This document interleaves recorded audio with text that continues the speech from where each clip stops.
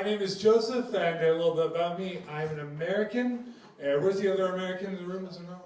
Yes, what's up, USA?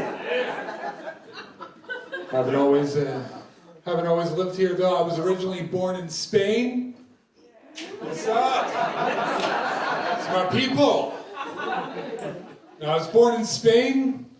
I lived in a lot of really exciting places like California and Guam and Hawaii. So the logical step from there was Clydebank. Thank you. Mom and Dad thought that was funny too. I've been here for so long now, there is so much Scottish in my American accent, I might as well be Canadian. I can see a few people in the crowd right now looking at me going, you know what, I liked John Barrowman better when he didn't have a beard. Such a clean-cut, happy guy.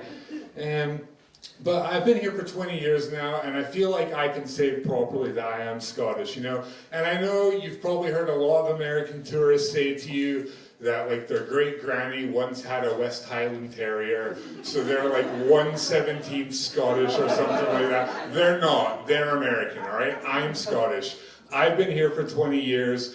I've got a Scottish mother. I started smoking when I was 13. I've done all the proper Scottish things, right? I've earned it. I've earned the right to say that. I love it here. I absolutely love it here. One of my favorite things is that everybody, no matter your age, your social status, whatever, everyone's always got a smart fucking mouth and a smart fucking answer for you, no matter what, right? It's fantastic. I was outside a bar on Sucky Hall Street about 5-6 years ago having a cigarette. This gentleman comes up to me. He's a little bit worse for the wear. And he comes up to me and he asks me for some spare change. So I gave him some spare change, because, like, I'm a saint.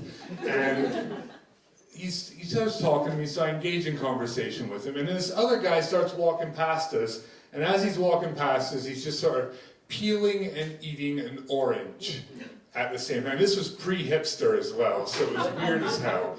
He's just peeling and eating an orange. And so the guy turns to him and says, "Here, mate, you got any spare change?" And the guy's like, "No, I don't. But you can have a bit of my orange if you want." So the guy takes it. Now, bear in mind, this guy I was talking to, there's like, I mean, he's worse for it. There's not a tooth in this guy's face, all right?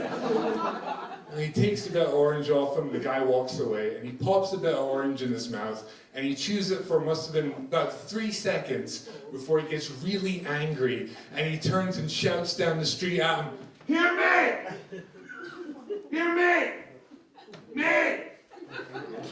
That's not an orange, that's a Satsuma!"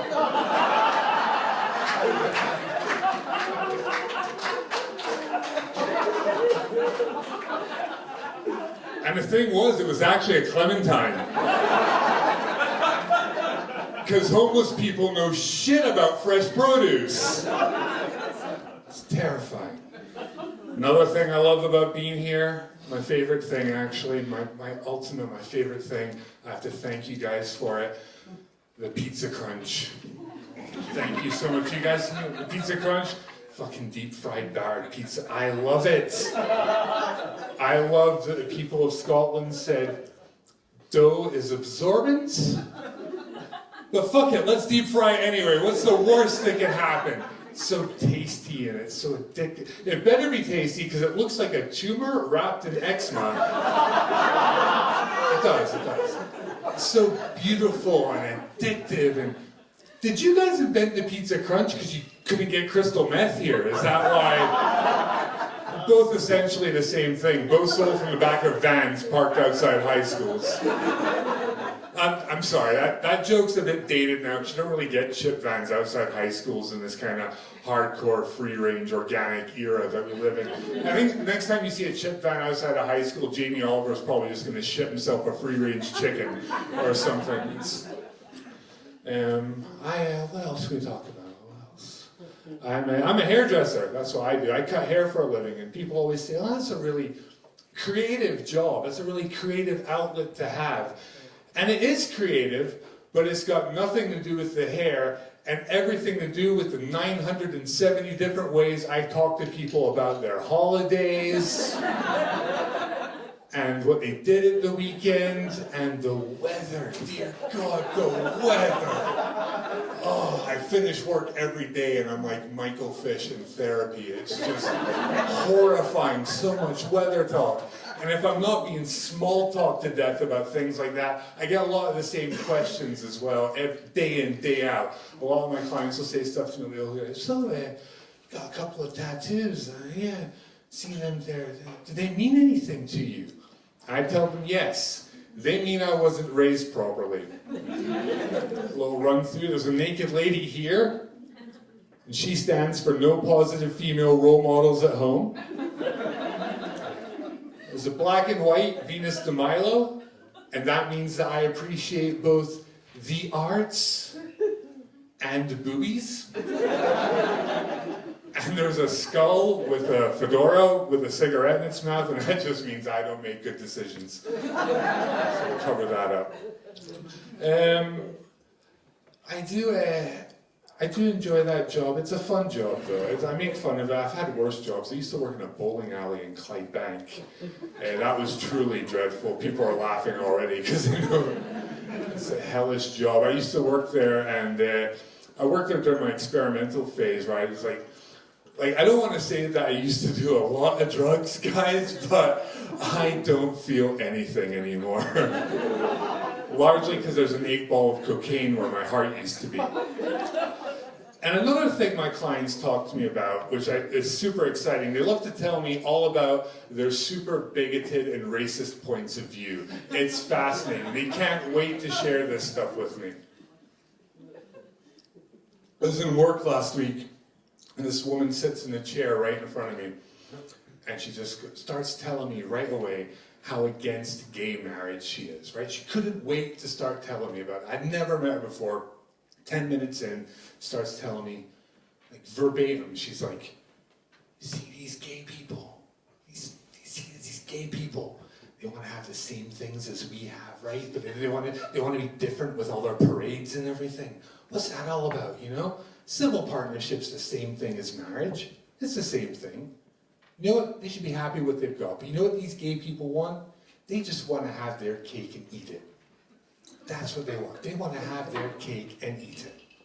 Now that is probably the bravest argument against gay marriage you will ever hear. It's the bravest one. For many different reasons.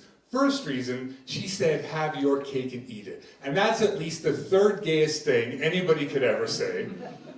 Secondly, she said that civil partnership was the same thing as marriage, and it's not. Because if you go on the government website, there is a huge table that graphically lists all the differences between civil partnership and marriage. So she's wrong there, but also she said civil partnership, and that sounds really boring, whereas I'm led to believe that gay marriage is just fabulous.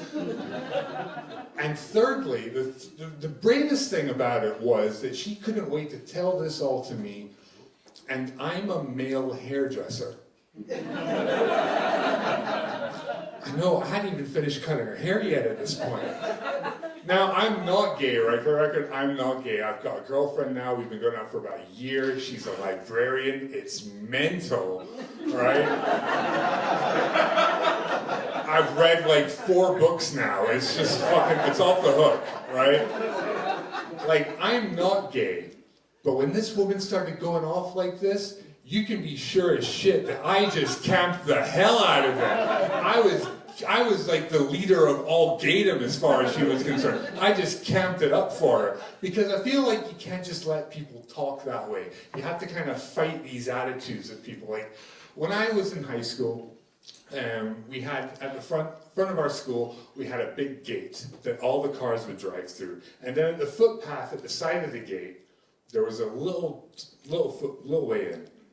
And you couldn't go in through the little gates because all the kids in school had called that the gay gates.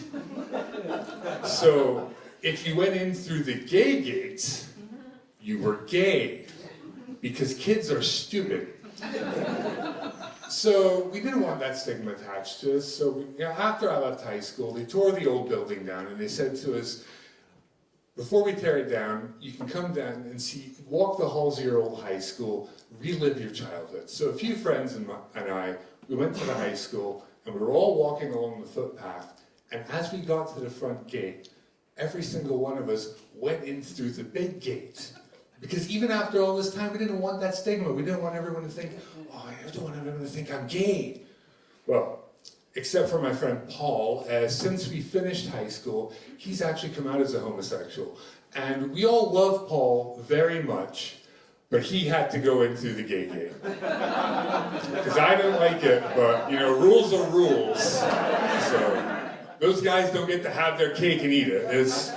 That's cool. And you guys have been super lovely. I've been Joseph Goss. Enjoy the rest of your evening. Good night.